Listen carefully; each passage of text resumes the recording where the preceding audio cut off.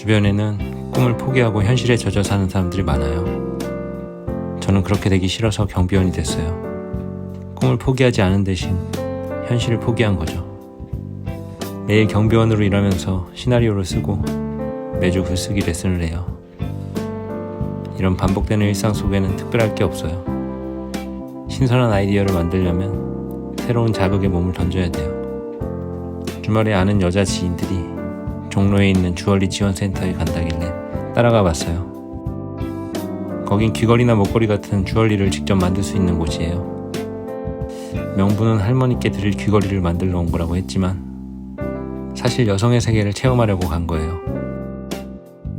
조금 부끄러웠지만 씩씩하게 들어갔어요.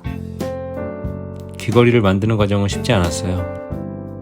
같이 간 여성들로부터 다른 속셈이 있는 거 아니냐는 눈총을 받아야 했고, 대충 시간만 때우다 가는 거 아니냐는 의심과 싸워야 했고, 무엇보다 선불로 결제한 8,000원의 희생을 헛되이 하지 말아야 했어요. 대충 하긴 싫었어요. 기왕에 하는 거 제대로 된 귀걸이를 만들고 싶었어요. 막상 도안을 그리려고 보니까 아이디어가 생각이 잘 안 나더라고요. 디자인을 구상하는 건 글을 쓰는 것과는 달랐어요. 글을 쓸 때는 우선 재료를 모아요. 낙서부터 시작해서 머릿속에 떠오른 것들을 모두 눈에 보이게 끄집어내요. 그리고 난 후에 재료들 속에서 글감이 될 만한 것들을 골라내요. 그런데 디자인은 그런 과정이 없이 직관적으로 떠오르는 이미지를 그려내야 되더라고요. 어쩌면 요령이 있는데 제가 할 줄 몰라서 그랬을 수도 있어요. 지도해주신 선생님께 물어보고 싶었지만 그럴 수 없었어요. 여미새로 오해를 받을 수 있으니까요. 여미새가 뭐냐고요? 여자의 미친 새끼라는 말이에요. 안 그래도 남자가 귀걸이 만드는 데 왔다고 의심의 눈초리로 보는데 자꾸 말을 걸면 더 확실해질까봐 못 걸겠더라고요. 저를 힘들게 만드는 건 또 있었어요. 같이 간 여자 지인들은 고민도 없이 쓱쓱 도안을 그리고 벌써 톱질을 하고 있는 거예요. 감각인지 경험인지는 모르겠지만 마치 여러 번 해본 것처럼 자신있게 디자인을 정하고 뚝딱뚝딱 만들더라고요. 여자들은 매일 화장을 하잖아요. 가끔 보면 자기 얼굴에 무슨 그림을 그려야 하는지 머릿속에 다 들어있는 것 같아요. 그런 것처럼 귀걸이도 애초에 자기한테 어울리는 모양을 바로 떠올렸나 봐요. 여자들은 언제부터 그렇게 미모에 관심이 있었을까요? 대학에 들어가고부터인가요? 고등학교 때부터? 초등학교 때? 어린이집? 분명한 건 자기를 꾸미려는 욕망이 남자보다 강하다는 거예요. 샤넬의 수석 디자이너인 칼 라거펠트라는 사람이 이런 말을 했대요. 여자가 가꾸는 것은 남자를 위해서가 아니라 여성 자신을 위한 것이고, 그럼으로써 발생하는 높은 자존감은 여성의 최고 매력이자 품격이다. 그런 걸 보면 확실히 남자들보다 여자들이 선천적으로 아름다움에 대한 욕망이 강한 것 같아요. 이런저런 생각을 하고 있는데 지도해 주시는 선생님이 저한테 다가오시더니 상냥하게 말씀하셨어요. 저 시간이 없어서 빨리 시작해 주셔야 될 것 같아요. 시간 제한이 있더라고요. 저는 갑자기 마음이 급해졌어요. 그런 기분 아세요? 너무 초조해지면 갑자기 화장실 가고 싶어지는 기분.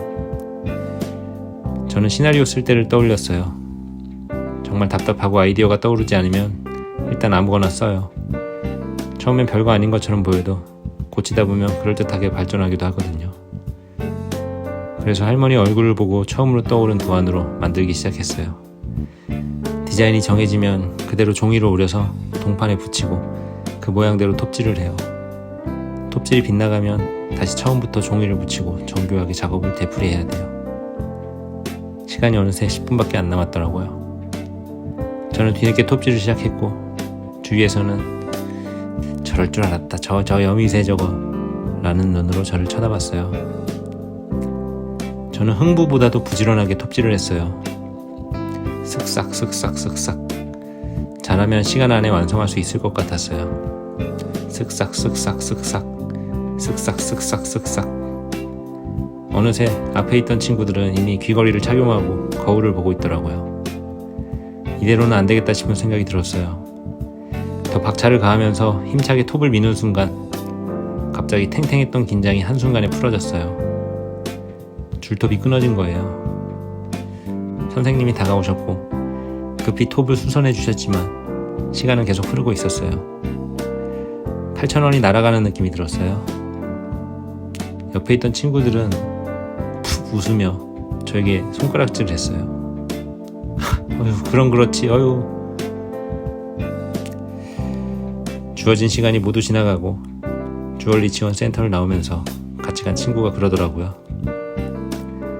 아, 재밌었다. 저도 속으로 그랬어요. 그래, 재밌더라. 우리는 근처의 맛집에 가서 늦은 점심을 먹고 헤어졌어요. 저는 그대로 집에 가기 뭔가 아쉬워서 근처의 카페에서 좀 더 시간을 보내기로 했어요. 카페에 앉아 차를 마시니까 조금 마음이 차분해지더라고요.